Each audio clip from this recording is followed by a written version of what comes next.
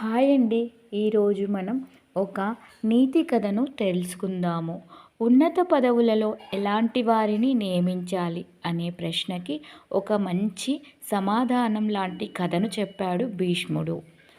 భీష్ముడు చెప్పిన కథను గురించి ఇప్పుడు మనం తెలుసుకుందాము.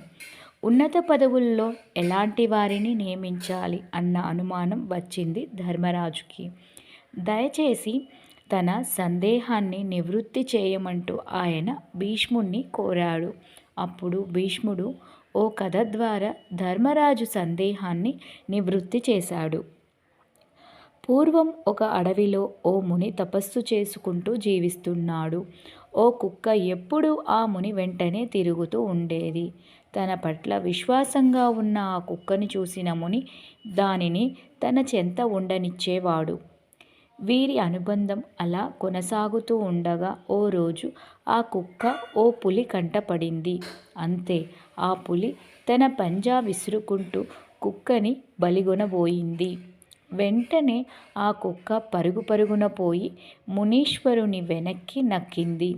తనను నమ్ముకున్న కుక్క ఆ పులి కంటే బలహీనంగా ఉండడం వల్లే కదా దానికి ఆపద కలిగింది అనుకున్నాడు మునీశ్వరుడు.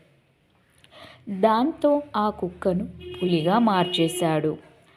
ఆ ఘటనను చూసిన పులి భయపడి గిర్రున వెనక్కి తిరిగిపోయింది.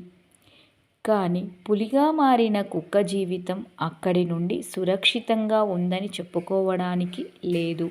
ఎందుకంటే మరోసారి దాని మీదికి ఓ ఏనుగు దూసుకువచ్చింది. యథాప్రకారం పులి రూపంలో ఉన్న కుక్కను ఏనుగులా మార్చివేశాడు ఆ మునివర్యుడు. ఇలా ఏ జంతువు దాడి చేసినా తన దగ్గర ఉన్న కుక్కను అంతకంటే బలమైన జంతువుగా మార్చసాగాడు ముని. అలా బెబ్బులిలా మారిన కుక్క ఓ రోజు బోర విరుచుకొని అడవిలో తిరగసాగింది.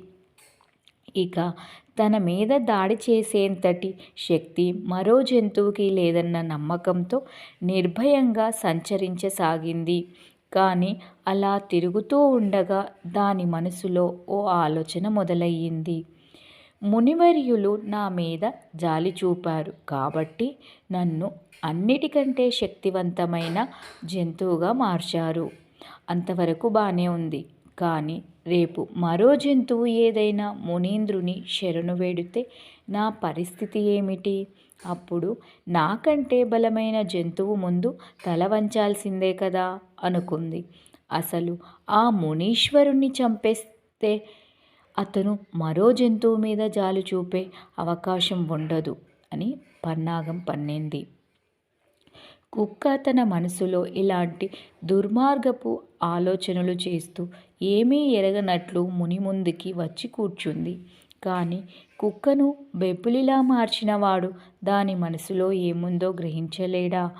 మునీశ్వరుడు ఎప్పుడైతే కుక్క మనసులోని దురాలోచనను పసిగట్టాడో వెంటనే తిరిగి దానిని కుక్కగా మార్చివేశాడు.